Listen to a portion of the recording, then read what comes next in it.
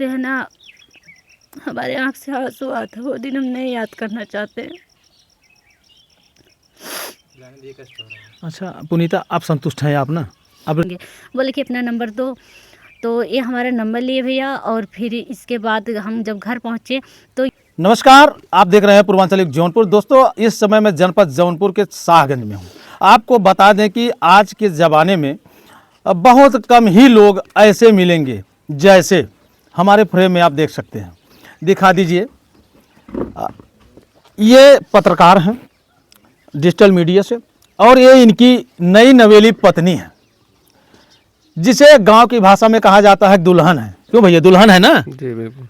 तो दोस्तों, ये पत्रकार महोदय के द्वारा ऐसा कार्य किया गया है, ऐसा इतिहास बना दिया गया है कि जिसका वर्णन हम जैसे लोग क्या कर सकते हैं। आज के ज़माने में, इस चकाचौंध के ज़माने में, लोग चाहते हैं कि दुल्हन बहुत खूबसूरत मिले, बहुत सुंदर मिले, बहुत अच्छी मिले, लेकिन शरीर से भी बहुत अच्छी होनी चाहिए, कद काठी भी उसकी बहुत अच्छी होनी चाहिए। लेकिन यहाँ साहब माजरा ही कुछ और है। आइए जानते हैं कि ये इतने पढ़े लिखे होकर के एक सामाजिक सोशल रिफॉर्मर होते हुए भी इनके दिमाग में ऐसा कैसे विचार आ गया कि मैं इस तरह से शादी कर लूं। कहते हैं कि अगर एक कंधा कमज़ोर है और दूसरा कंधा अगर मजबूत मिल जाता है तो साहब ज़िंदगी की नाव बड़ी अच्छी तरीके से पार हो जाती है। तो स्वागत है आपका। बहुत बहुत धन्यवाद भैया, और आपको भी। क्या नाम है आपका? श्याम बहादुर प्रजापति, मेरे देश की हालत न्यूज़ चैनल। ये भैया मेरे देश की हालत, और बहुत अच्छा नाम भी रखे हैं अपने चैनल का। इनके चैनल का नाम है मेरे देश की हालत, और उसी चैनल के ये ओनर हैं। और ये बगल में जो बैठी हैं इनकी दुल्हनियाँ हैं, इनसे भी जानते हैं इनका क्या नाम है और कब इनकी शादी हुई है। क्या नाम है आपका? पुनीता गौतम। पुनीता गौतम जी प्रजापति और गौतम, जी जी। क्या बात है भैया। पुनीता जी, कितनी पढ़ाई लिखाई आपकी हुई है? हाई स्कूल पास किए हैं। हाई स्कूल पास कर ली हैं। आप भैया? हम ग्रेजुएशन है। वो हाई स्कूल पास हैं और ये ग्रेजुएशन है, ये पत्रकार हैं। आप क्या करती हैं? हम कुछ भी नहीं करते, चैनल अभी खोले हैं नया नया। अच्छा, अभी नया चैनल चलाई है। जी। अच्छा, आपसे इनका प्यार हो गया कि इनसे आपको प्यार हो गया? देखिए भैया, प्यार वार नहीं हुआ था, एक ऐसी मजबूरी थी, एक ऐसी समस्या था जो जीवन में हम गए थे किसी संगत में, और वहीं पे जैसे आप आए हैं रिपोर्टिंग करने के लिए, वैसे ये भी गए थे किसी की रिपोर्टिंग करने के लिए। ऐसी हमारी हालत इतनी ख़राब थी, इतनी ख़राब थी कि हमारे बचने की कोई उम्मीद नहीं थी। और वहाँ पे हम मतलब बात कर रहे थे किसी से, सिस्टर लोग थी वहाँ पे। जैसे अब जब हालत ख़राब होती है तो कोई ना कोई पूछता ही है आप कैसी हैं कैसे नहीं। तो हम बताते बताते हम रोने लगे, और हमारा हाल भी ऐसा। और ये जो रिपोर्टिंग करके वहाँ बैठे थे तो ये ध्यान से सुन रहे थे सब बातें। तो ये फिर वहाँ से लोगों से पूछा ये लड़की कहाँ की है, तो उन्होंने बताया कि ये लड़की आती हेमानपुर की है, और इसकी हालत बहुत ख़राब है, इसकी बचने की कोई उम्मीद नहीं है, मतलब ऐसी इसकी मतलब हालात हो गई हैं। तो मतलब ये कुछ नहीं बोले। बाद में जब संगत ख़त्म हुआ तो ये बोले कि तुम फ़ोन चलाती हो, और हाथ में हमारा फ़ोन भी था। तो हम बोले हाँ फ़ोन चलाते, क्या बात है? तो बोले कि मतलब आज जानते हो आजकल मतलब यूट्यूब चैनल पे लोग कमाते हैं अच्छे अच्छे। हम कहे कि क्या हम करेंगे, हम तो तबीयत से नहीं ठीक है, रोज़ परेशान है, तो हम क्या करेंगे? बोले कि अपना नंबर दो, तो ये हमारा नंबर लिए भैया, और फिर इसके बाद हम जब घर पहुँचे तो ये वही बात दोबारा रिटर्न किए, सारी बात जानकारी एक एक चीज़ बात पूछा, और सब चीज़ बताए। बताते बताते हम रोने लगे। बोले कि इतना बड़ा दुख, इतनी छोटी सी उम्र में इतना बड़ा दुख तुम्हारे ऊपर आ गया है, मतलब। तो ये सब मतलब जब बताने के बाद तो बोले कि क्या आप मुझसे शादी करोगी? तो एक बार तो हम पहले तो गुस्सा आया, मतलब डायरेक्ट ये प्रपोज कर दिए थे शादी करोगी? हाँ नहीं, दूसरे तीसरे दिन बोले थे। अच्छा। तो मतलब बोले थे क्या मुझसे शादी करोगी? तो एक बार हमें गुस्सा आया कि इतनी हमारी कंडीशन ख़राब चल रही है, और इसी में ये इतना पढ़े लिखे होकर भी, हम बोले आप इतना पढ़े लिखे होकर भी हमारा मजाक उड़ा रहे हैं, तो ये शादी की बात कहाँ से आ गई? तो ये बोले देखो ऐसी बात नहीं है, क्योंकि इंसान ही इंसानियत, जिसके अंदर इंसानियत होती है वही यहाँ तक बात करता है। हम तुम्हारा मजाक नहीं उड़ा रहे हैं कि तुम ऐसे पैर से हो और तुम्हारी तबीयत ख़राब है, हम तुम्हारा मजाक, हम हकीकत बोल रहे हैं। तो हम बोले चलो ठीक है, हम बाद में कॉल करेंगे, हम कॉल काट दिए। तो फिर ये दोबारा मतलब कॉल किए दूसरी बार फिर बोले कि क्या सोच कर आप बताइए पुनीता। हम बोले कि हम कैसे कर सकते हैं आपसे शादी, बताओ एक तो हम कास्ट के अलग हैं और दूसरी बात हम पैर से विकलांग हैं, आप इतने पढ़े लिखे हैंडसम हो तो आपके मम्मी पापा और भाभी भैया क्या कहेंगे, आप कहीं जाएंगे हमारे साथ तो आपकी कितनी बड़ी इंसल्ट होगी कि इतने पढ़े हुए होते हुए साला एक अपाहिज लड़की से शादी कर लिया। तो हम ऐसा नहीं करेंगे, हम आपसे शादी नहीं करेंगे।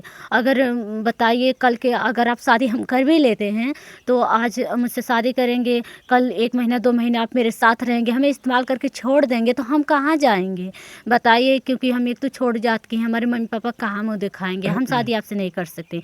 तो इन्होंने हमें समझाया कि ये जात धर्म कहाँ से आ गया बीच में।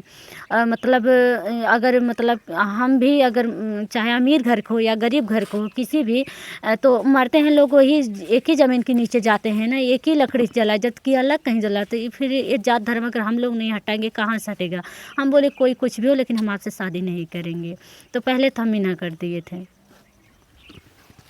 दोस्तों अब यहाँ जो शादी हुई है एक दूसरे के पति पत्नी बन गए हैं, ये दूसरे कास्ट के हैं वो दूसरी कास्ट की हैं और कहीं न कहीं 10 तक पढ़ी हैं वो, तो फिर भी इनके मन में तो ये विचार चल ही रहा था कि आज के सोशल मीडिया के ज़माने में यूट्यूब पे, फेसबुक पे, इंस्टाग्राम पे चलता है कि यूज एंड गो, है कि नहीं है? ना ना ना, यूज एंड गो, इस्तेमाल करो और चले जाओ, है ना? इसी की वजह से आप डर रही थी। तो भैया पत्रकार महोदय, तो कैसे ये सब आप मैनेज किए, कहाँ से शुरुआत हुई और कैसे आप उनको अपने दिल में बसा लिए? और इस चगा चौथ की ज़िंदगी में लोग खूबसूरत बीवी तो ढूंढते हैं, बहरहाल ईश्वर ने तो खूबसूरती दिया आपके पत्नी को, लेकिन जो है ये पैर से विकलांग है। तो क्या आपके दिमाग में नहीं चल रहा था कि मैं किसी के साथ चलूँगा या कहीं मार्केट वगैरह में जाऊँगा तो लोग क्या कहेंगे क्या नहीं कहेंगे, मैं देखने में हट्टा कट्टा हूँ, तो कैसे सब आप अरेंजमेंट कर लिए भाई? देखिए हम लोग मतलब जैसे हमारे पिताजी थे तो मतलब वो भी बहुत ही अच्छी विचारधारा के थे और हम लोग भी उनके ही मतलब बातों पे चलते थे और किसी से भेदभाव नहीं करना और किसी की समस्याओं में बल्कि भागना नहीं, खड़े रहना और सुख दुख में साथ देना। तो उनसे हम लोगों ने सीखा था कि हमारे पिताजी है नहीं, डेथ हो गई उनकी, तो दुख कला की बात है। लेकिन जैसे आप एक हाथ है अपना एग्जाम्पल के लिए, हाथ है तो इसमें कोई उंगलियाँ छोटी हैं कोई बड़ी भी हैं। जब मुट्ठी बात है तो मतलब सबका साथ, मतलब एक दूसरे का सहारा लो, सबका एक दूसरे का, मतलब इसको अकेले मत छोड़ो। अगर हाथ मतलब परिवार पर का मतलब दूसरा, वार का मतलब त्यागना, परिवार का मतलब एक दूसरे के ऊपर त्यागो, अपनी ज़िंदगी को एक दूसरे का सहारा बनो। तो बेहतर है कि अगर जो व्यक्ति भूखा है उसको ना खाना खिलाओ के, जो व्यक्ति खा के पहले से अगड़ है और हृष्ट-पुष्ट है उसी को हम खाना पूछ रहे हैं तो बेहतर क्या होगा। तो अगर हम जिस व्यक्ति के पेट में भोजन नहीं है उसको हम खाना दें तो बेहतर होगा। तो जो व्यक्ति पहले से सही है तो उसको हम सहारा दे रहे हैं, तो हम सहारा क्या किए, क्या दिए सहारा। तो जिसको सहारे के लायक है जो, और हम खुद हैं, शायद अपनी पहचान अपनी नाम शायद इनको देंगे, शायद दुनिया शायद आने वाले भविष्य में इनका भी नाम हो जाएगा हमारे जरिए से। लेकिन जब हम खुद हम पहले से खड़े हैं, दूसरा व्यक्ति तो पहले से अपनी स्थिति बना के रखा था, हम उसको क्या नाम देंगे? वो तो पहले से खड़ा है और हमारा एहसान भी नहीं मानेगा और वो तो ऊपर वाले की देन है। लेकिन फिलहाल जो हम अगर इंसानियत के ही तौर पे हमें काम करना चाहिए, ना कि भेदभाव जातिवाद से। अच्छा, जैसे मान लीजिए ये दलित वर्ग से आती हैं, आपके परिवार के लोगों ने जो है क्या कुछ कहा? अब ये उस पे तैयार हो गए जब आप बताए कि ये दलित लड़की है मैं शादी करना चाहता हूँ, तो आपके परिवार वालों का क्या रिएक्शन रहा? तो रिएक्शन तो होगा ही। अगर मतलब जैसे आग जल रहा है, ठंडी है और आग जल रहा है, कोई पानी ला के छोड़ दे, अब सोच उस समय क्या होगा माहौल, लोग बैठ के ताप रहे हों। तो वही सेम होगा। मतलब अगर हम अलग बिरादरी से हैं और जाके एकदम छोटी जाति में शादी करें तो उस समय एक बार बोल देंगे सब लोग, मतलब एकदम ममक जाएंगे। तो भले ही मतलब तेज तर्रार तरीके से ना बोले और क्रोध होकर ना बोले, लेकिन सवाल तो खड़ा करेंगे एक बार ज़रूर, क्या बात है, कैसी है, ऐसे कैसे हो सकता है। तो फिर इसके बाद फेस के बाद फिर इसके बाद शरीर में भी अगर विकलांगता हो तो और भी समस्या बढ़ जाएंगी। तो सारी चीज़ें जबकि संवैधानिक है, अगर आप 18 साल के ऊपर हैं तो आप अपना डिसीजन खुद ले सकते हैं, कैसे जीना है, कैसे खाना है, कैसे पीना है, क्या करना है हमें। माँ बाप जन्म का सहारा जरूर होते हैं, लेकिन कर्म का सहारा तो आपको ही देना पड़ेगा 18 सालों के बाद। लेकिन माता पिता की भी एक इच्छा होती है कि मेरा बेटा जब बड़ा होगा तो फिर मैं बहू लाऊंगी और ऐसे लाऊंगी, ऐसे कराऊंगी, मेरी ऐसी सेवा करेगी, तो फिर ये सब उनका ख्वाब अधूरा रह जाता है ना। तो बिल्कुल अधूरा। लेकिन किसी चीज़ को बनाने के लिए कोई ख्वाब को, मतलब किसी ख्वाब को दबाना पड़ता है, किसी ख्वाब को लाना पड़ता है। आप कोई भी काम A to Z करेंगे, 10 लोग अगर उसमें से हैं तो एक व्यक्ति गलत बोलेगा तो 9 व्यक्ति सही बोलेंगे, फिर भी कोई ना कोई डिफरेंस होगा उसमें से। तो बहुत सारी इच्छाएं होती है, तो आप अपनी इच्छाएं दबाओ या तो माँ बाप की दबाओ। जो माँ बाप आपकी इच्छा अगर आप लेंगे तो वो कुछ दिन तक सहारा देंगे, तो जीना तो और रहना तो आप ही को पड़ेगा। जन्म तो माता पिता ही दिए हैं। माता पिता दे, लेकिन उनका भी कर्तव्य बनता है, कब डिसीजन क्या ले रहा है उसके साथ में हम अपनी सहभागिता करें, तो उनका भी कर्तव्य बनता है। अगर अगर ऊपर वाले ने हमें बनाया है, उसने भेदभाव नहीं किया है न, तो किसी भी क्षेत्र में नदियाँ पहाड़ पेड़ पालो हो, मतलब जहाँ सूखा देता है सबको सूखा देता है, चाहे हिंदू हो चाहे मुसलमान हो चाहे कोई भी हो, चाहे अगर रेगिस्तान है तो सबके लिए रेगिस्तान रहता है, अगर हवाएं देता है सबके लिए बराबर देता है, पूछ पूछ के नहीं देता है, चमार है हिंदू है मुसलमान, इधर से हम काट लेते हैं। तो इधर गर्म हवा चलाएंगे इधर ठंड चलाएंगे, जिस प्रदेश में जिस राज्य में जिस गांव में जो भी चीज़ें सिस्टमेटिक रहती है ऊपर वाला बराबर देता है। तो जब उसने बराबर किया तो हम क्यों अलग करें। बाकी डिवीज़न इंसान का तो अलग अलग रहता ही है। महोदय, मेरे देश की हालत के न्यूज़ के एडिटर इन चीफ, आज आपकी हालत कैसी है? तो वैसे सेम जैसे थी वैसे है, और कर्म के ऊपर डिपेंड होती है हालत। और जो आज के जनरेशन में सब जनरेशन इतनी ज़्यादा हो गई है आधुनिक युग में, टेक्निकल के युग में, कि इंसान मोबाइल के आगे रिश्ते भूल गया है। जब ज़िंदगी थी तो तरक्की नहीं थी, जब तरक्की हुई तो ज़िंदगी ख़त्म कर दिया है। तो उसके चलते चलते सोशल मीडिया का ज़माना आ गया, संस्कार और भाईचारा और बहुत सारी चीज़ें ख़त्म हो गई हैं। तो उसको कायम करना हमारी और आपकी जिम्मेदारी है। तो बेहतर है कि हम पुराने प्रवृत्तियों को लेकर भी आगे बढ़ें, ना कि भेदभाव के चलते। अगर भेदभाव कर रहे हैं तो एक ही व्यक्ति के ऊपर प्रभाव नहीं पड़ेगा।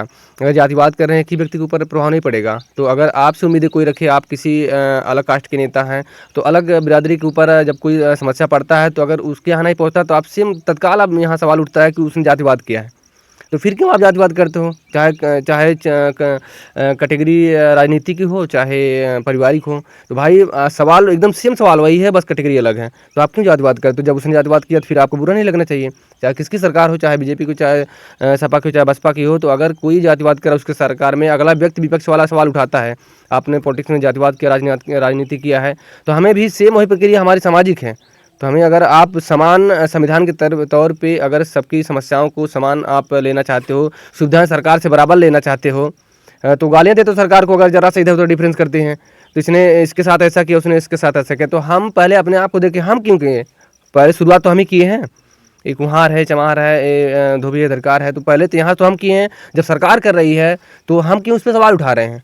क्या जिस जगह आप गए थे सिर्फ पुनीता ही आपको दिखी थी और कोई लड़की नहीं दिखी? दिखी तो बहुत ही, हमारे लिए यहाँ पर भी आता था और मतलब इनके लिए भी आता होगा, तो सब अलग बात है। खूबसूरती क्या दिखी पुनीता में आपके? खूबसूरती नहीं देखी, इनकी समस्याएं देखी।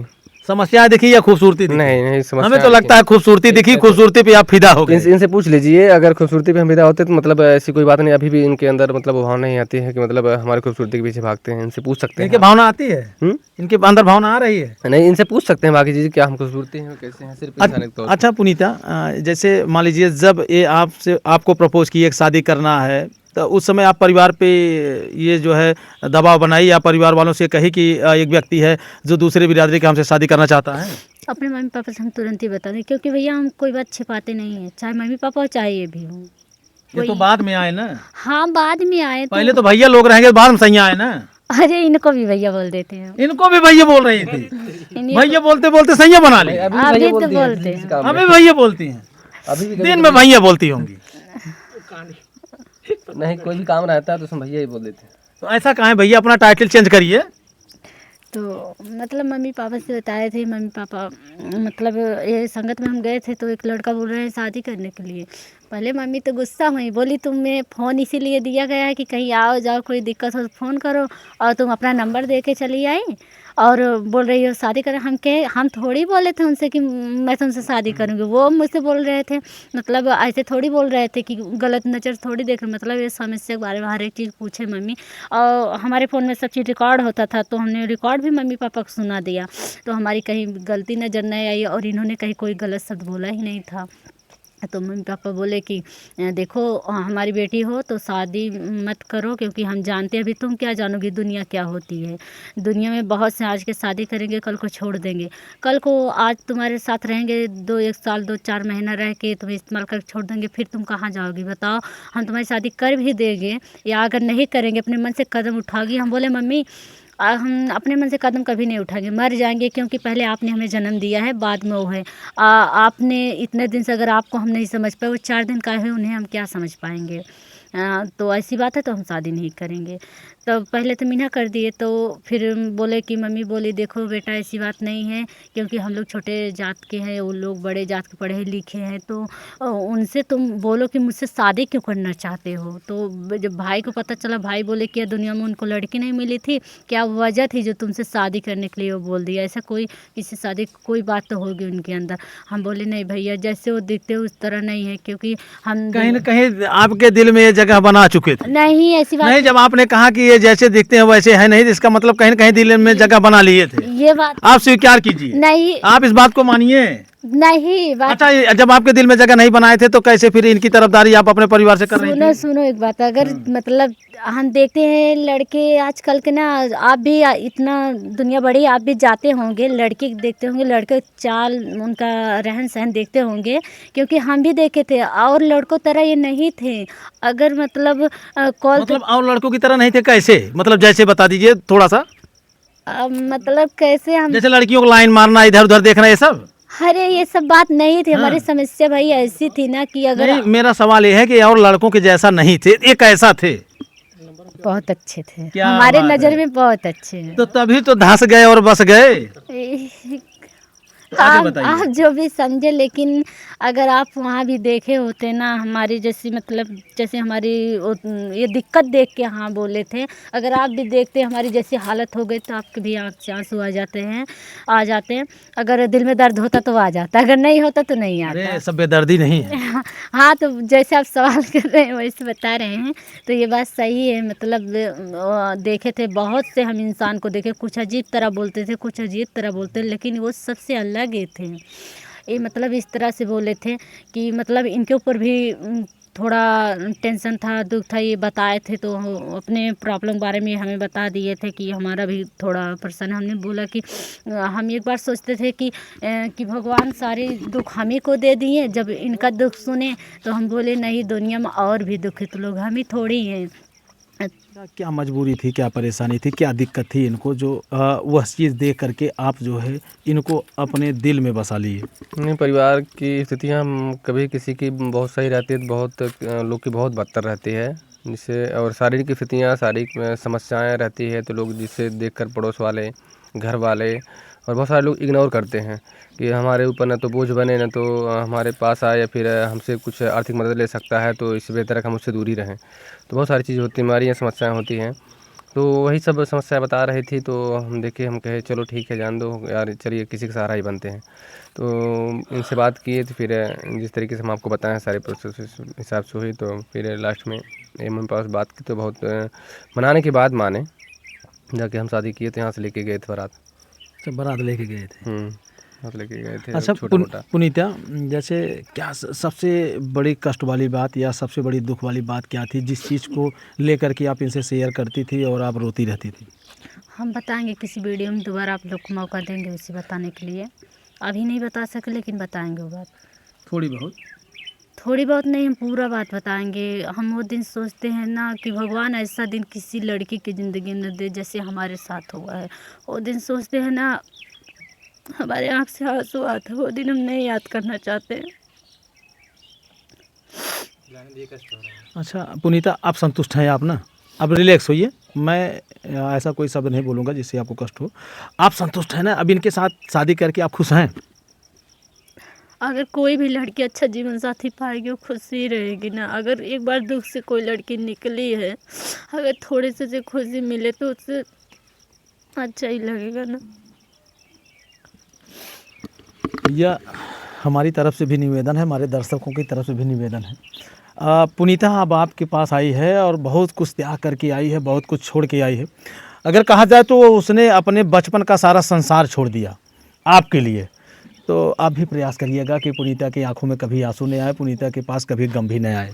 देखिए, अगर इस सिचुएशन में होता है तो लड़की छोड़ती है तो लड़का भी छोड़ता है अपना परिवार, और भले उसी घर में रहता है, लेकिन कुछ लोग से जो संबंध होते हैं, रिश्ते के, वो टूट चुके होते हैं। तो कर्तव्य दोनों का होता है, लड़के का, लड़कियों का। हम लिखित तो नहीं दे सकते कि बहुत इनको आलीशान बंगला बनाएंगे, गाड़ी घोड़ा लेंगे और यहाँ वहाँ घुमाएंगे, लेकिन जैसे जैसे प्रक्रिया चलती रहेगी हमारे संघर्ष के तहत, उसी तरीके से हम करते जाएंगे। और आपको बता दें कि लड़कियां गाड़ी बंगला शौक ये सब इनसे दिल से कोई मतलब लेना देना नहीं होता है। नहीं, आज लड़कियों जनरेशन- ना आज ना ना जनरेशन देखिए सबकी सोच अलग होती है। वही- अभी मैं इतनी देर बात किया, मैं पुनीता की बातों को समझ गया। इसको सिर्फ प्यार की ज़रूरत है। बिल्कुल वही तो उसी तरीके से हम